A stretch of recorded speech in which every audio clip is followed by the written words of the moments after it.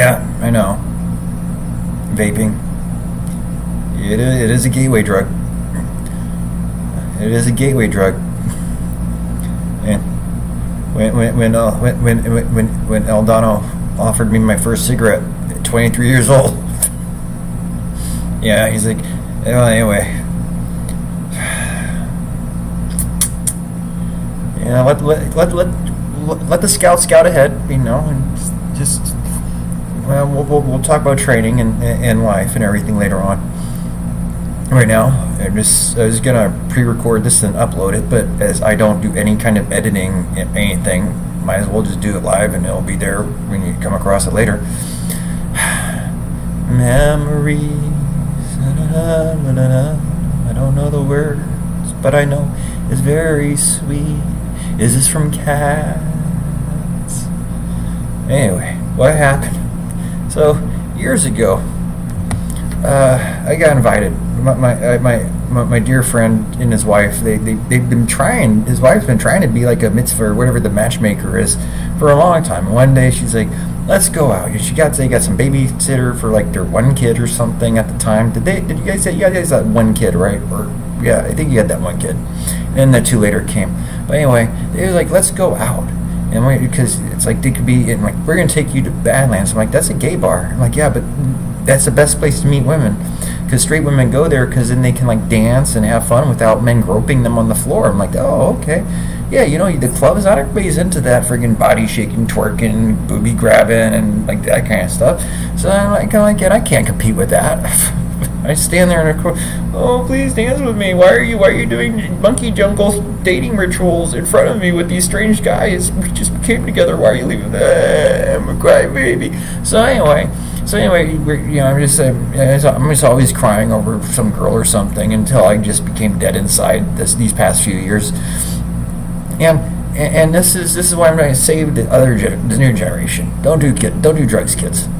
So, and if given the opportunity to go to a gay bar, if those people exist in the future, I hear they don't have the kind of gay bars in Iran that we do in the United States. Well, anyway, we go there. I'm like, oh, okay. They're like, well, at least I can get a free drink. I'll just hang out at the bar and maybe one of these guys will come hit on me and get me a free drink. I'm tired of paying. I need to save some money somehow. So I'm just hanging at the bar and make it casual, but nobody's hitting on me. Nobody's hitting on me. I'm like, you want to talk about self-esteem? It's like these women friggin' like, yeah. When the men are also like, yeah. And it's like, nobody will hit on me. So I sit at the bar, right? And they take it and gather the place, and it's a good time. We're playing pool and things. And that was the end of the night. I knew there was like the bathrooms. The guys would run downstairs and do cocaine and give each other blowjobs and hand jobs and that kind of stuff. I guess that's where you have the glory hole where you're sitting there and the penis comes in. I'm like, oh, look, a penis. That kind of stuff, right? That was a good old wholesome fun for people in their 20s. We're not children anymore, for Christ's sake.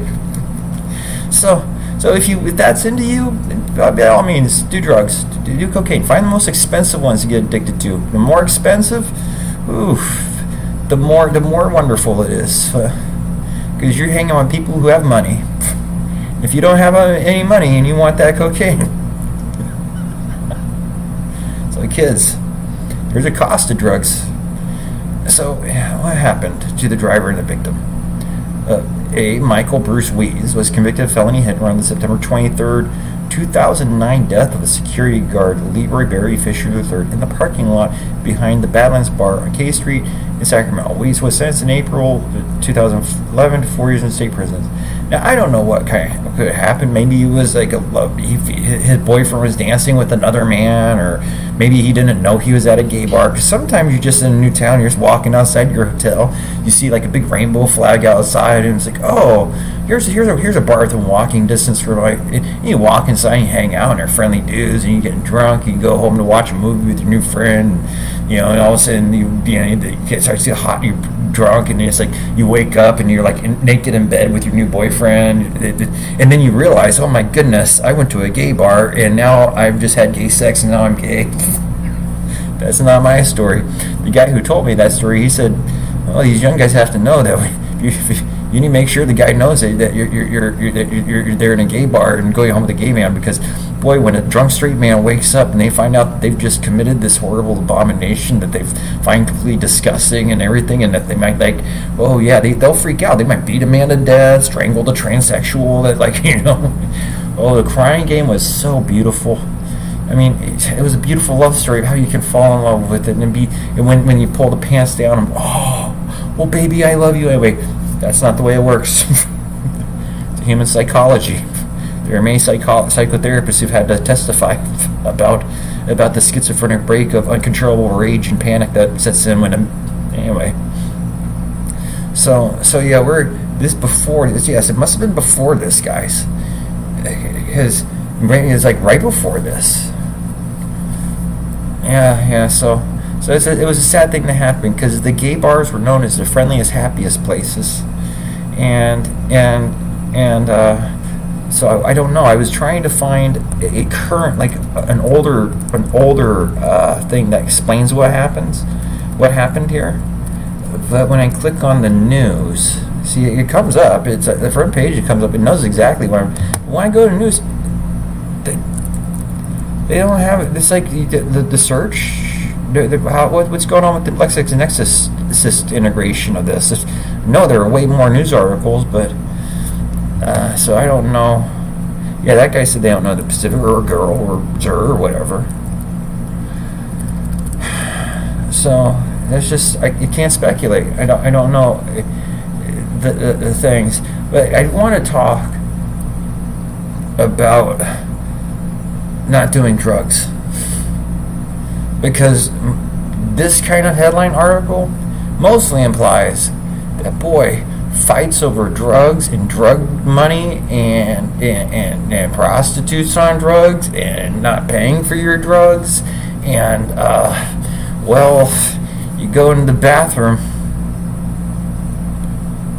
So I only went that one time, and I imagined what would happen if I'd ever developed the $100 a gram cocaine habit, because back then we got it for $100 on New Year's. I was like, oh yeah, it's like, well, you know how hard it is to get. It has to go through all sorts of very dangerous, dark trafficking, underground economy. There's really no way for auditors to actually tax, because the huge and vast amounts of the forgive me, Brian, black market, just what we call it. I don't know, maybe we'll come up with a more exclusionary term that doesn't bring a color code into the thing, but yes, the black market economy, the pawning stolen goods, drug trades, the sex work before we made it and put it on Twitch, the gateway to sex work.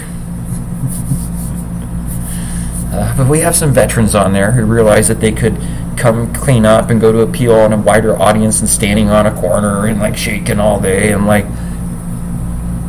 hey G-string, hey Lacey G-string, I recognize you down there. Look, it's me, Kevin. See, we've met way more times.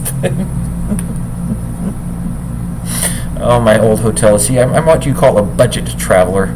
It means that I have to really monitor my savings, because I always have some family member who knows that in a pinch they can come to me, because even though they may have had more money at one point, that $400 on Friday with you to take your friends out the casinos. Well, not everybody's a 19-year-old millionaire like Justin. So anyway, when you have millions of dollars, you party. When you don't have any millions of dollars, you wind up at the Badlands with some friends who have some cocaine, like my transsexual neighbors. When you start feeding them, just don't make a scene, okay? When you go down in the basement, see, these are things that could happen. That's why we watch Hollywood horror movies and things. Ghost at Econ grad. Sacramento crime out of control. 2009. Man, they ain't seen nothing yet. Just 10 short years before 2019 and their arrival on the world scene of COVID. Rhonda Irwin, published July 8th, 2010. Time, 11:02 a.m. Mayor Johnson. Truly, a month celebrated for independence and freedom have become tragic for many Sacramento residents. As you look to gain more power, community residents. Kevin Johnson. Kevin Johnson. No, my mother's maiden name is Johnson, so I too. But I wasn't mayor.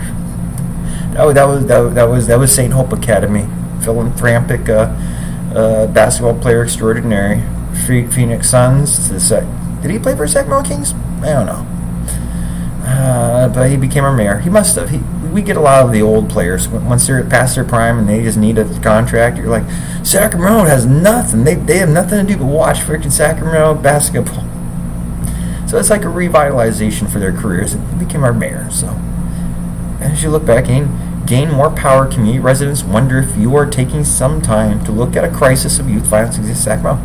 If so, other than providing more after the crime occurs, officers are on the street, what, if any, plans do you have to prevent youth violence? Do you have any plans to assist in community taking steps towards healing from the aftermath of death? We do appreciate the presence of law enforcement officers.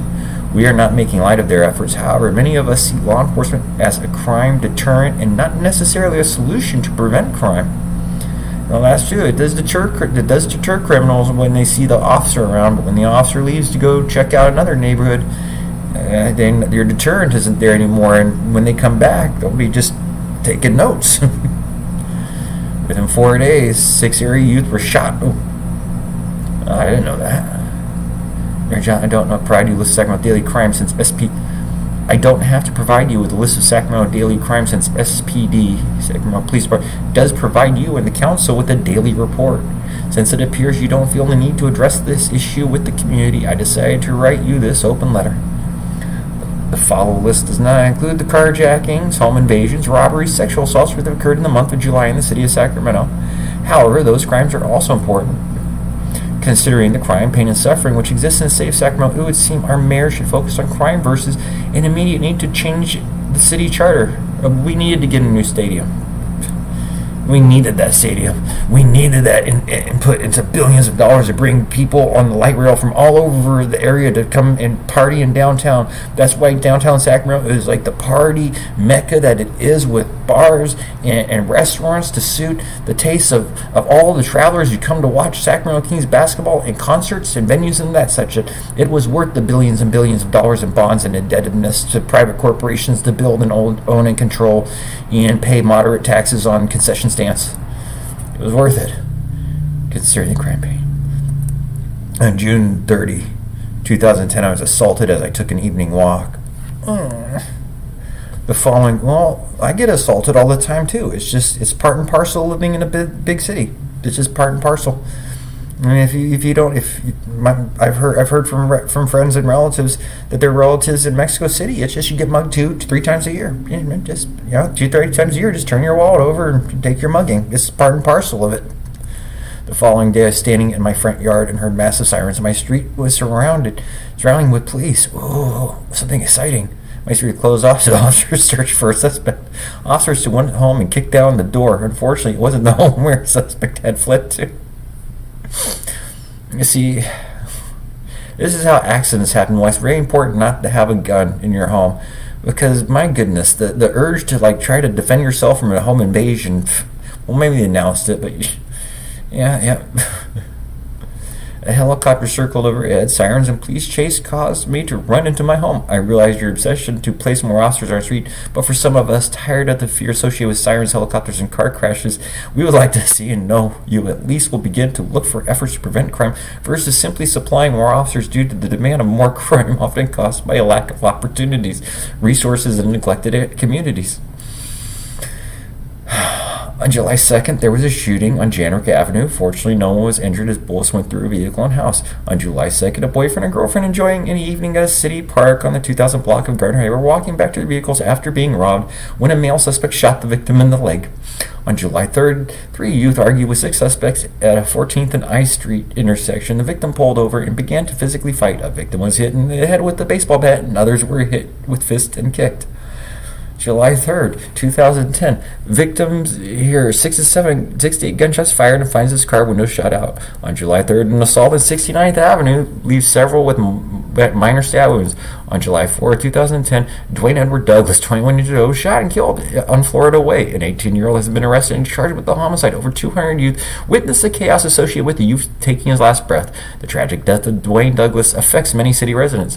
On July 4, 2010, near Collingwood, Matson, blocks from my home, a motorist shot into a crowd celebrating Independence Day, shooting 2 youth. The youth survived the injuries, but the aftermath of being a victim of shooting surrounds the community. Mayor Johnson, all too often in Sacramento, yesterday's victim has become tomorrow's suspect, as it appears our mayor will leave the wounds in the community to eventually and perhaps ineffectively heal itself. Oh, naughty dog.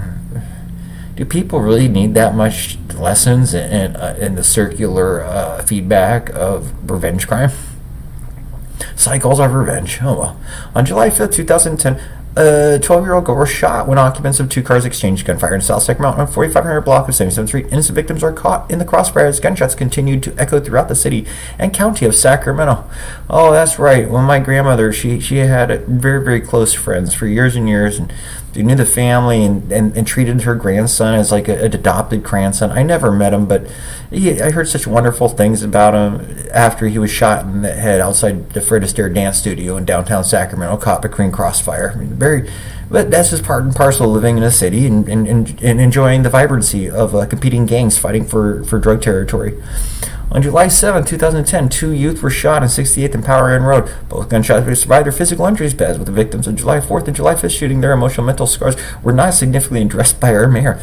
Man, we didn't get this much friggin' action down in Afghanistan the last couple of years I was there. Oh, okay, are they just going to stop? She's doing that 1 week? Oh, that's too bad. In 2006, when a wave of youth shootings occurred, former Mayor Fargo held a special council session in City Hall to address youth violence. I don't recall seeing you in attendance at the town hall meetings of councilor sessions addressing youth violence prior to running for the office of Sacramento Mayor, even though, as I recall, you openly and continuously criticized former Mayor Fargo. Fargo? We have a Fargo situation. Oh, for Sacramento crime. Perhaps you don't feel addressing youth violence is in your job description, so I thought perhaps I should inform you previous mayors are concerned with youth and felt the solutions went beyond saturating the streets with law enforcement. But then again, perhaps previous mayors weren't concerned with an immediate need to change the city charter and gain an endorsement from SPOA to do so, and therefore found the time to address youth violence. I realized 2 of the shootings, as well as a 19-year-old arrested for a fatal stabbing of 39-year-old at Hazel Avenue, occurred in the county of Sacramento. However, the city residents are holding car washes in the city to bury a homicide victim. Friends and family members of the homicide victim live in the city of Sacramento. The list also does not include the July 2nd tragic death of a 54-year-old man found dead at his home in the county of Sacramento. It appears since you have the time and interest of addressing the plight of Arizona residents, you could also address the plight of Sacramento County residents, which affect many city residents, city hospitals, city morgues, city funeral homes, city churches. Mayor Johnson, city residents are dying in the county of Sacramento, and city residents are arrested and housed in juvenile and adult county facilities. So it would appear you to have an interest in city and county youth violence. Mayor Johnson, can you find the time to abandon your drive for more power and see our tears, hear our cries, which echo from one Sacramento neighborhood to another? City residents would appreciate a city and county-wide task force or special council session to address the youth violence plaguing Sacramento. Oh, I inserted youth. That's not in the blotter. It appears in Sacramento this Independence Day freedom was blown in the wind and away from the reach of many Sacramento area youth. We do expect the mayor of the city to address this concern. If I'm not mistaken, you ran your campaign on criticizing former Mayor Fargo for the crime existing in Sacramento. So shouldn't you address crime, or was your campaign just empty promises to propaganda to get into office? Is that the kind of change you want city residents to believe in? Thank you, Rhonda Irwin, city resident, youth violence activist. I don't know why that. Oh yeah, this is Gregory Green or whatever that dude's name is. he was visiting from Chicago, and he was trying to hit on a couple of Mexican dudes' girlfriend in front of them. They stabbed him in the neck to death outside. He also unfortunately stabbed the security guard. But he's a big meaty boy, and I mean, he's doing well. It's just. It's just the part and parcel of being a bouncer is to have the guys with guns get angry at you and run you over and stab you. Because you'll be talking to women like that. Sacramento police said they were investigating an early morning fight Saturday that left one man dead and another suffering from a stab wound. The Sacramento Police Department said the incident occurred about 1:37 a.m. on the 2000 block of Q Street. Yes, the Q Street Bar and Grill. Officers said they were dispatched there after stabbings report upon arresting found unconscious 23-year-old man on the sidewalk and began to perform CPR. The Sacramento Fire Department responded to declare the victim dead at the scene. A second victim, a 32-year-old man, was located and transported to an area hospital with non-life-threatening stab wounds. The police based the preliminary investigation as believed that the 23-year-old victim got into an argument with 3 men at a bar. Detectives said the argument turned physical outside the bar, and the first victim was stabbed. Police said they believed the second was stabbed as he attempted to break up the fight. The culprits fled the area. Police described them as Hispanic men, each about 20 and 30 years old, about 5'7". Ay. And weighing about 200 pounds. Oh yeah. Sacramento Police is urging anyone with information about the incident to call Crime Alert. Here we go. Brian McPhee, 23, stabbed to death early this morning after he got into an argument with 3 males. Oh, why did I get green? McPhee. Yeah, that was our little hippity. What's it called now? Rockabilly, not hippity hoppity, rockabilly. I would consider us like kind of like a metal rockabilly place, and boy, oh boy, did we not grow old at that bar. Carmen, did you get a haircut, Carmen? I don't know. Carmen, I don't know. Hair. Anyway, Punzel. Back in the days when we could hang out and be like socially awkward and frustrated at our inability to form human connections with each other. Now we just sit in our apartments and kind of just die inside. Police have in custody 31-year-old Andre Lamont Huerta as a suspect in the murder of Ryan McPhee. He was arrested yesterday evening at home in Sacramento area. They did arrest somebody. Okay. Let's see. I can tell you. There's more. Let's see. Sacramento police. The second suspect is arrested. Sergeant Norm Blanc said 26-year-old Jonathan Montahino turned himself in around 11:15 a.m. He was blocked suspicion of stabbing death. I believe his brother-in-law, responsible for stabbing. They get a little uptight when people talk to their ladies that way. I'm just going by hearsay of like things. We talk about that a lot. Like, did you know somebody got stabbed at our bar? They're killing people at our bar now. Yeah. Just there was also the same time there was a card, and when they first started having the anti-gay or anti-LGBT hate crimes, there were some dudes who would drive around in a car and jump out with baseball bats and beat them when they saw them walking down the street and stuff.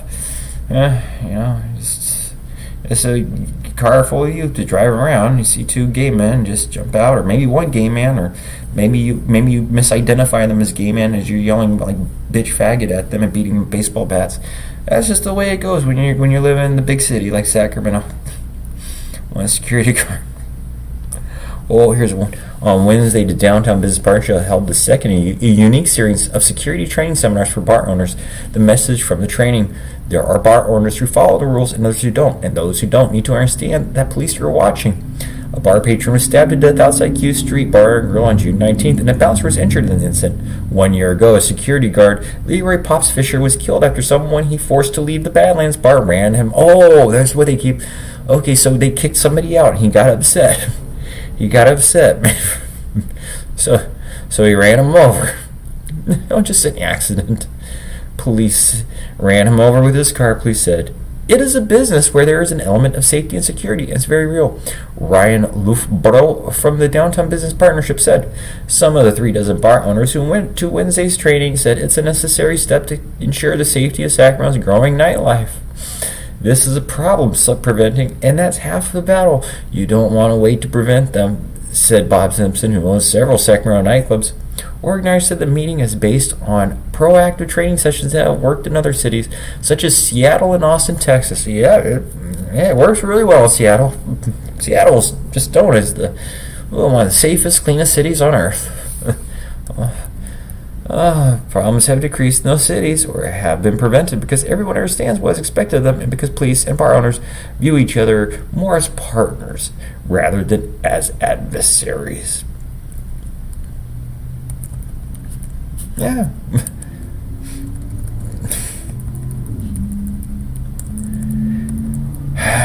Oh well. Anyway, this wasn't meant to be so long.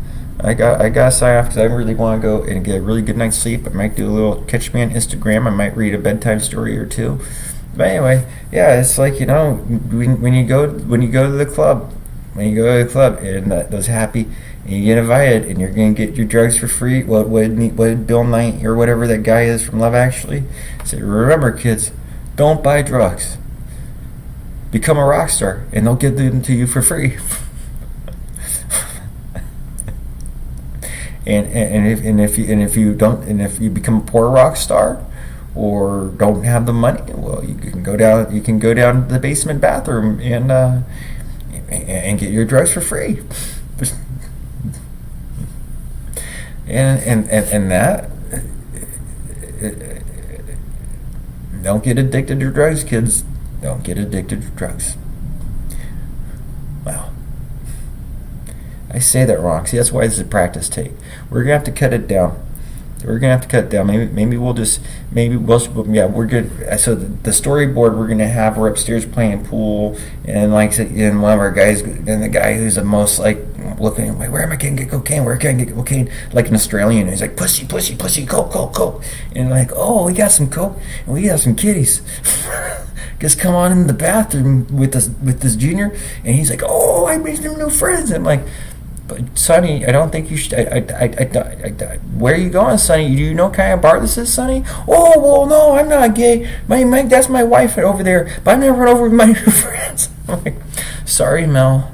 He's gonna be bitten by a Galacula or Dracula or whatever. He's just, bye, Tom. He's. Oh boy, the things that we don't enjoy while we're sober and might actually throw up and cry and freaking fight back and stuff. Boy, just a little bit of compulsion powder up the nose, and boy, oh boy, isn't it the best time? See, what we're gonna do is we're gonna show that we're just gonna kind of recreate, and then kids are be that's what happens when you do. That's what happens when you switch from Coke to Pepsi. Coca-Cola don't like you leaving, Chloe.